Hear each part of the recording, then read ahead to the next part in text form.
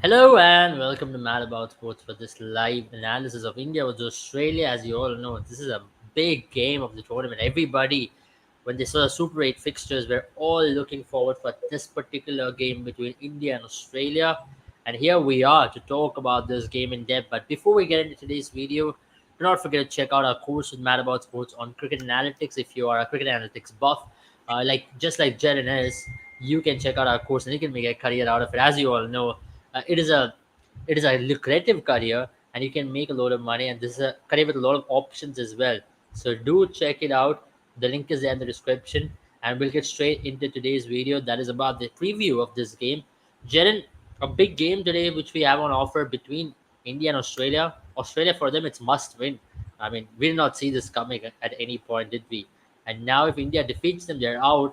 And for India, you would say if they can avoid a big margin defeat, they're safe.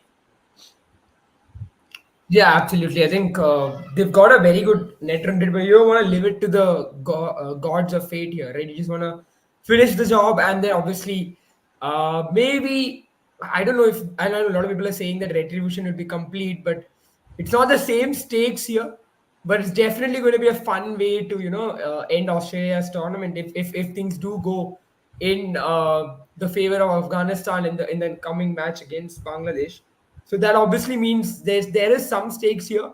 Now for Yeah, India, they probably believe that like you mentioned, they've got a very good net run rate, and you compare that to others in the group. I think it's a pretty good advantage at this point in time. But a big defeat could obviously, like you said, shift that away, and you want to win against these kind of teams, right? I think this is India's biggest challenge so far in this tournament. India is really, I think Pakistan was a big name country that you faced. Obviously, not such big name players in that team, when not yeah, performances in the team, and that's the reason why that ended agreed. up being a defeat for Pakistan. But you have to say now that India is here. This is probably the biggest match they're going to play before the semi-finals, and you would probably be facing the likes of South Africa, England, Australia if things don't go well today. Yeah, I mean, obviously, if you're going to face South Africa and England, because I think they've already qualified, right? Both the nations. Yeah, yeah. correct. So you and South Africa is in some good form, and so is England. So this is a moment for India to maybe test their ability against a very good side. And Yeah, I think that's also the cruel nature of this tournament, because all of a sudden Australia were doing so well, a surprise defeat against Afghanistan, and they are on the mat. absolutely. I mean, let's just talk about Australian team, right? They're obviously wounded. They're obviously not happy with the result which went against them against Afghanistan. Now we all know under pressure, a thriving or a better Australian team always tends to turn up. How do you see that in terms of the context? Because this will be a good challenge, as you mentioned. Most likely, India should qualify. In all honesty, until unless something drastically goes wrong, India should be able to make it to the semi-final. And if India makes it to the semi-final as well, India will be facing England next. So before that England game, you want to finish on top of the table. That is number one. And if you win today, you're obviously finishing number one because you don't have a reserve day as well. By chance, if there's a washout in Guyana, you would still make it through because you were number one on the table with better points. So these are few things which India will have to keep in mind today. Absolutely, I think like I mentioned, right? You don't want to leave anything to the gods of fate. You never know how how well another team can win. I mean, obviously, right now, Australia is the team which has the best net run rate other than India, and they are only 0.2. Well, India Yeah, clearly has 2.4. So that is a huge margin, yes.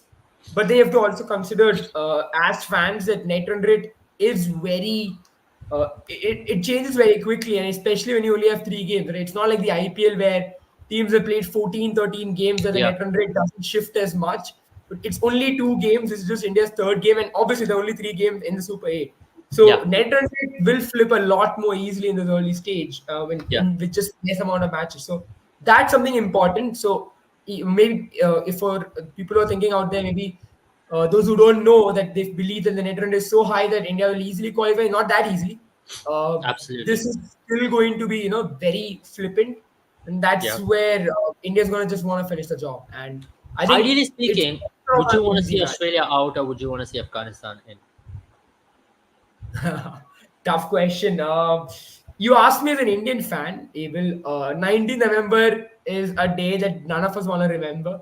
So yeah, I want Australia out. You don't want to face Australia again in the semis or in the finals, probably. And Absolutely. then Afghanistan is obviously a story, right? For them to, this is exactly the same position they were in the last World Cup, where if they had won against Australia, if Maxwell hadn't played that knock, which probably was the Yeah. greatest one-day knock ever, at least arguably, they would have been in the semi-final in that World Cup as well. So similar position here. India could just do it for their Afghani neighbors, and probably knock out a team that has a potential of winning the World Cup. I mean, they were the favorites in Yeah, the they tournament. are. They are. It's the best time to knock So out one big threat. yeah, Now you have a couple of them, that is England absolutely. and South Africa. But I still think Yeah. India should be wary of England more than South Africa, because I still think India will be able to do a better job. If you look at South Africa's wins, it's all been by the closer margins. I think that's why I think we should just dwell a little bit on today morning's game, which happened between South Africa and West Indies. Then we'll come back very quickly to talk about India's batting and the conditions. How heartbreaking was that to see West Indies get knocked out? Because this just looked like a World Cup which was possibly the best opportunity for West Indies to make it in the knockouts once again, and to lose it in the most weirdest of fashions, right? Did not really Yeah. turn up, did not score a big score. It was not easy batting conditions, but South Africa just did not choke, and they've not been choking for some time now. For the last 7 games, they've come very close, and that really helps them. Now, Aiden Markram is a serial tournament winner. Let's not forget that. He's won two SA20s back to back.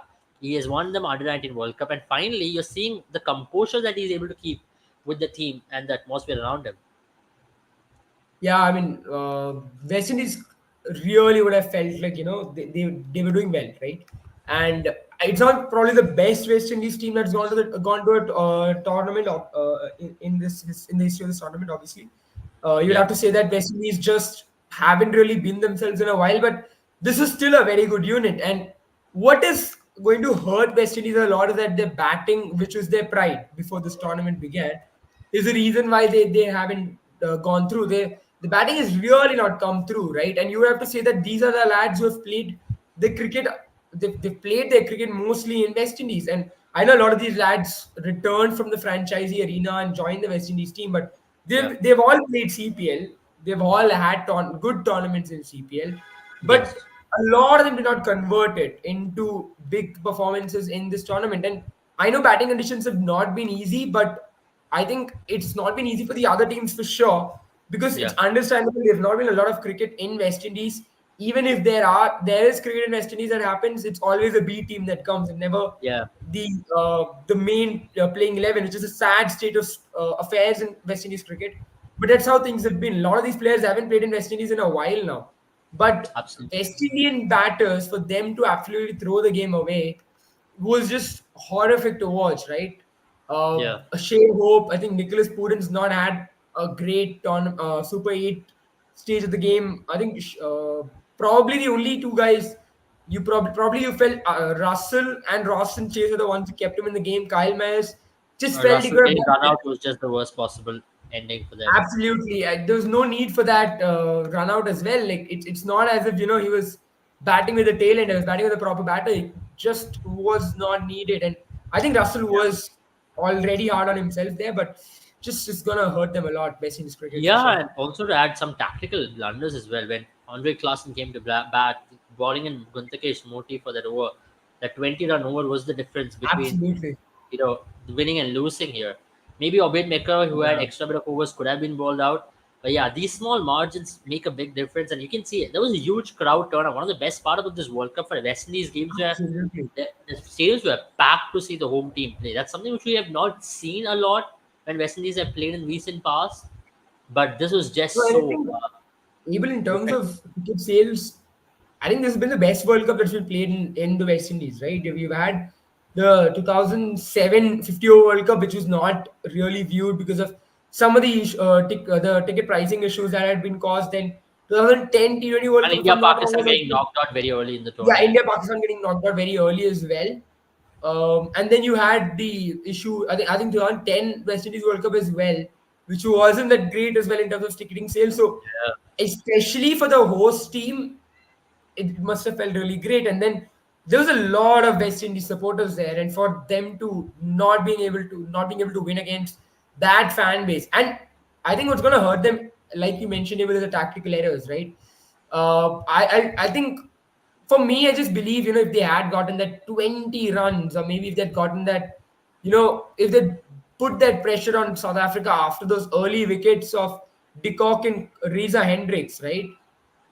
They just, I mean, I know I'm not saying that Aiden Markram and Tristan Stubbs just flew away with things, but you just felt like, Roman Powell expected the South Africans to be like, obviously when cricket is going on, there's one team that has to get back into the game, and the other team which is really in control. And Yeah, West Indies at that point in time didn't need to take risks. They had to just make sure, that they did not lose wickets. Just felt like yeah, Roman Powell was not aggressive enough. A lot of free runs was available, and that just meant that, the stage was set for. And then South Africa was absolutely in cruise control, and even the West Indies absolutely. did fight back admirably, right? Yeah, They got absolutely. wickets after Aiden Markram's wicket. I mean, Haider Klassen's wicket. They got quick wickets, but then it's too late, too little, too late. Yeah, absolutely. Marco Jansen kept his composure. Rabada played a very big shot there. Good cover drive to end that 19th over as well. But let's get back to India versus Australia game. Now, a lot of people have had a lot of opinions regarding India's batting against Bangladesh. Okay, India were very happy that India scored 197, but it was very refreshing to see a T20 template batting, isn't it? Now, a lot of Yeah. batters scoring 30s was something which we have never seen in India. We have always emphasized on 50s and 60s, but we saw three guys getting 30s and one guy getting a 50, and we still got 197, which is possibly one of the highest scores in this year's Super 8s. Now that is a very good score considering the pitch was not the easiest to bat, and still people are going against the batters. Still, Indian mindset kicks in. The experts have been pulling out the batters for taking their risks, especially Rishabh Pant. He's been getting a lot of flack for playing a reverse sweep and getting out for the second time in a row, and a lot of flack for Virat Kohli for charging down the wicket to try to play the shot as well. So it's very weird to see when we've been everybody wants India to play a different brand of cricket. Now India does that. Indian public can't just accept it, or rather experts. I think it's absolute cricketing nonsense, because this is, I mean, would you rather want your team to score 196, or your favorite batter, whoever that is, to score 80, 90, or 100 for that matter? Always the team, always the team. You rather want see India score 196 every time. And even if no one else scores a 50 or 100 for the next whatever years, if India can pull 190 plus batting like this, it's great. And I think that's where I don't know, man. I mean, I think you really have to feel for these players sometimes. They do or they don't. They're bound to get, picked apart, right? And I think it's the same thing with selection as well. Like I've been like noticing this for a while now. Whoever gets selected, right? Like when Yashasvi was getting when Shubman Gill was getting selected, there were reels and reels of Yashasvi not getting selected, and how Yashasvi is such a good T20 player, and he's come from Mumbai from a poor place, and all that, all that, all that. And then now that Yashasvi is in the team, but Shubman is not, only thing you can see is that BCCI is wrong Shubman, and same goes for strike rate for that matter, or same goes for, like, I saw something the other day. There's like I think Rohit Sharma scored 23 of 11 balls against Bangladesh, if I'm wrong, something like that. Or was it another match? I don't remember. Yeah, There was one match that he scored Bangladesh. Yeah. against Bangladesh, correct? So I saw this Twitter post where someone was like, India would win the World Cup, like India would win this World Cup if Rohit Sharma doesn't start playing aggressively, and plays like he should. I don't know what that meant in whatever way. Like 23 of 11 in a power play on a pitch which is very slow is exactly how Yeah. I want my batters to get. Exactly. I mean, you look at that batting order. That was exactly how you wanted Indian team to play for last few years. And finally, when it clicks off, you're like, okay, you know what? This is some brash shot.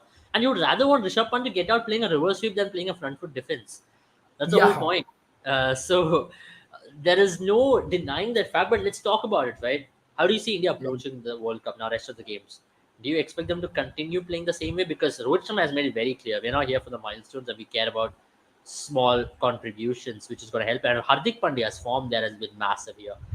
Hardik Pandya has been the X factor. I mean, after everything that he has gone through, how do you see this Indian team play, and how do you see Hardik Pandya's form as well? Oh yeah, I think it's very important. Just felt like India last in the World Cup as well, 50 overs World Cup as well. Just felt like after Hardik Pandya got injured in that Bangladesh game. I think it was a Bangladesh game, yeah, Yeah, Bangladesh. where you just felt like India's balance was absolutely out, and India really had to struggle fitting in another batter or another bowler. There's always a question. Like I know Hardik Pandya gets trolled a lot, and his captaincy was horrific in the IPL, but then his contribution to the Indian team is gold. Because we've not had a all rounder who can bat and ball and I mean, who can win you matches with the ball, or who can win you matches with the bat. Since Kapil Dev, I mean, that has been Hardik Pandya, right? That is Hardik Pandya, and yeah, Okay. I mean, that's a Wow. very good point there. You can. I mean, it's these are the same lads, right? Who talk about intent in those Pakistani reels, and then come back and question Indian players for playing rash shots. So I think Joshua is right there, absolutely right there. But yeah, going Yeah. back to what I was saying. I think you would have to say that in many ways, India will have to approach the same way, right? They'll have to play the same way. I don't think you have to listen to this kind of cricketing nonsense. Like my question to you guys is, people who say that is, if India scores 196 in the final, the script goes the same way that it went against Bangladesh. India scores 196, India bottles Bangladesh. Would Yeah. you be sitting and cribbing about the fact that Kohli and Rohit Sharma threw away the wickets? No. Simple as that. You wouldn't, right? You would probably be celebrating the fact. So it's the same thing. And I think Hardik Pandya plays a huge role there because you're literally getting one extra batter and one extra bowler without having to play two players. So it's Exactly. all, That's a big deal. That's a big deal. And I think yeah. among all, we have a bowler who's just made T20 game into a 16 over game. Oppositions are seeing India as a 16 over team to score runs. That is Jasprit Bumrah. Economy of 3.9 in this T20 World Cup. I mean, that's something crazy. I mean, even to have an economy in test at 3.9 is pretty insane. But in a Yeah. T20 format, in this modern era, to keep up with that economy and to ball the way he's been doing, let's just talk about him. Every time we talk about him, we are running out of words, and once again, he's proving it. Why he's possibly the greatest bowler to have played for India.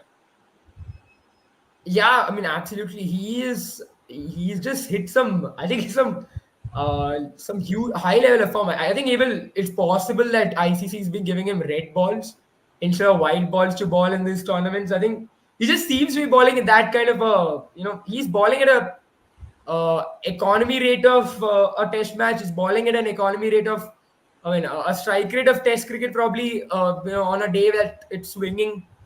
This lad is just it's unbelievable. Like you said, there's no words to describe. And I think he's been India's most important. I think we said this in the last stream as well. He's Yeah, easily India's most important player over the last 2 or 3 years for sure. Even before yeah, that, he was one of the most important. Like we've always had that trinity of Rohit, Kohli, and Bumrah, but I think he's just risen slightly above them. I think yeah, especially in this format where even a dot ball can do the damage of a wicket. yeah. That kind of bowling is just massive. And you're right, Absolutely. they're basically playing 16 overs. Yeah, true. And that's why I think we have to talk about Australia. Last game against Afghanistan, Travis Head fell in the first over to Naveen Luck. And Travis Head has been our biggest nemesis for some time now. How do you see India trying to counter him? Because Arshdeep Singh, for the last two times, there's a positive matchup going there. He's picked him up for Duck in the two encounters he's had, Punjab Kings versus SRH. You see Arshdeep Singh again, sending a thorn in Travis Head's armory because Travis Head has struggled facing left arm seamers for some time now.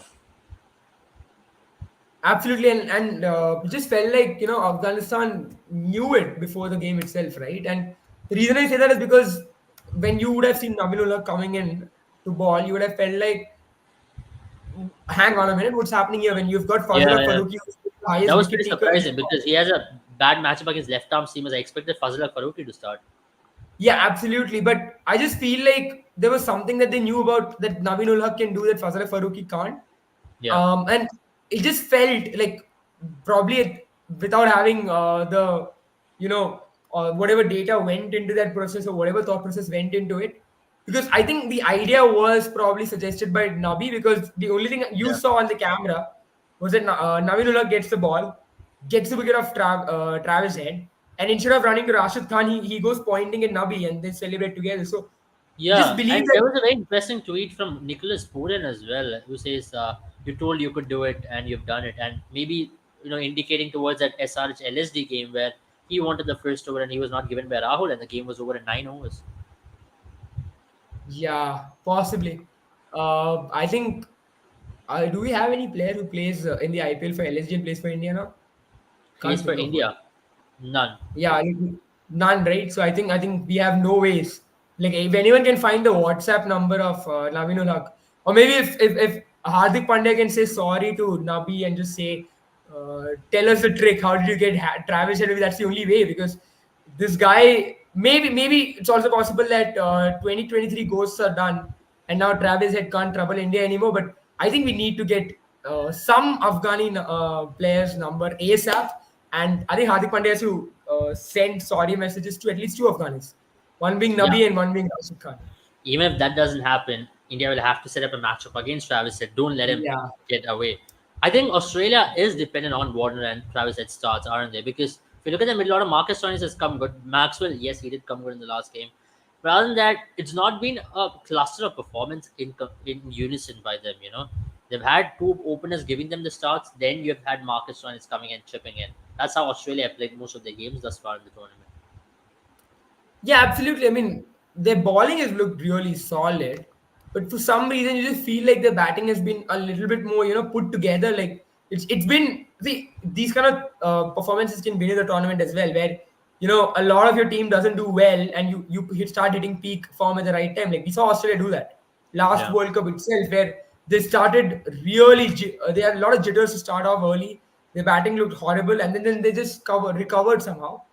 yeah, Could be that this could be the game where they do the same here, where all the batters have got the talent, and we saw their batting lineup and just felt like they yeah, had the talent because the batting lineup does go long, it does go deep. yeah, You've got an Ashton Nega who can finish off games as well, so that is a very good, very good batting lineup. But I think it's just I also feel like we did have this conversation privately. I remember before the World Cup where Australia just does struggle on pitches that aid spin really well. So yes, that has been a weakness for them in the past 3 4 years in the white ball format, where spin has been their undoing, the batters undoing. yep, I think Travis Head is probably and I think Glenn Maxwell are the only two players who I just feel like can play spin well. But some of the others, right? Mitch Marsh used to be decent against spin. Marcus Stoinis used to be decent against spin. David Warner struggled against ball that goes away yep, from him. Like he always struggled against off spinners for a long time, yeah, and so that's going to be that's always been a proper chink in his armor. But I yeah. just believe Australia's just recently seemed to struggle there, and I just think maybe that's also got to do with the fact that Steve Smith, who used to be their big weapon against spin and white ball format, has not really been included much because of his dip in form, and that's fair. Yeah, I mean, you can't play Steve Smith in this team for sure, yeah. but I think his Actually, inclusion I is think really meant one to player they save can a- really include is Cam Green. Cam Green has got a very decent record against spin, correct, and correct. and he's I think he'd give you a better value than Tim David in this team because this World Cup hasn't been about finishers. This World Cup has been about team players who can set it up front and Hmm. players who can take the game deep as well. Now that's how this World Cup has panned out thus far, at least. So I don't think having Cam Green isn't a bad idea for Australia, especially towards the back end, because he can offer you both to the bat and ball, and his change of pace cutters on that with that lengthy balls will be very useful in these conditions. Absolutely, I think that's a very good call, Abel. And like you've said, he's excellent against spin. He gets that long front foot out, and he plays a lot like good Australian spin players do. Like they're not very risky players, right? Australians, they're a lot more brute force players. They hit the ball down the ground. I think some of the best players, like probably if you think of Hayden or if you think of Simons or Hussey, that's the way they played, right? They had their sweeps. They had their down the game in the V. I think Cam Green is a very similar player, and with Tim David, you just feel like now, like you mentioned, it's all about setting up the game, and it's not like Cam Green is a bad finisher. Like I think in these conditions he can do a decent enough job. Maybe the same amount of job that you would get from a Tim David, because Tim Absolutely. David, when I mentioned players were suspicious against spin when it comes to their technique against spin, Tim David is also one of those guys. For some Absolutely. reason, just seems to make mistakes against leg spinners a little bit more. Yeah. So just believe that Cam Green can be a very good addition. You just get an extra bowling option as well for the same amount of batting. I just believe.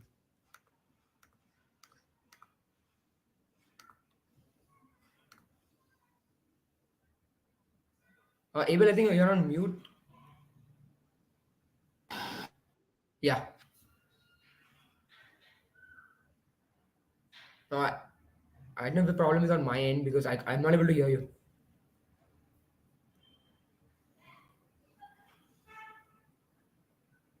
I think there was a small connection from my end. It was not from your end, Jen. It was from my end. Yeah, yeah, yeah, fair enough. Yeah. So yeah, I just want to ask, like, how do you think India will be approaching this game, considering this is a big game for both of the teams.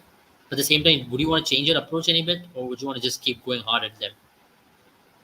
Oh no, I think India struggled in the past, right? Where a lot of their World Cup knockout defeats have been because all of a sudden India becomes a different team, and from what they've been playing for a long time now. The only tournament that you do not see that happen was 2019 World Cup, where I mean not 2019 World Cup, rather 2023 World Cup, where their approach was still the same. It is just that the difference in pitch conditions that went against us. But I think India should just go about the same, and even if we do end up losing a lot of wickets and things just don't go right for us, this better be It's not the a bad game. thing to get a loss before a big semi-final or. But I think you can't get a loss right now, right? If you get a loss right now, then you automatically put your fate in others' hands, and No, it's I don't know. still I possible. still think you even if you get a loss, 100 run defeat. I don't see that happening. Yeah, I mean, it's 120 is a cumulative margin of the loss. It should be. So I yeah, don't think Bangladesh especially in today's game, I don't see Australia defeating us by that margin. So I hope yeah. it isn't a bad thing. That's my particular opinion on this. Maybe a close loss is not a bad idea. I mean, like you said, right? Yeah, Just to remember how it feels, not feel invincible before a big game.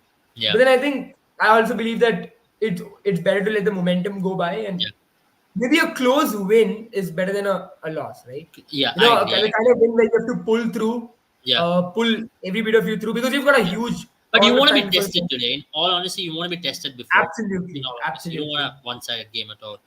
I think that's about it from us as well in terms of covering this game. It's almost toss time. We'll see how it goes. As I'll remind you all to check out our course in Mad About Sports as well. Thank you all for joining and see you all very, very soon. And thank you, Jen, once again for joining with us. Take care and see you soon. Bye bye.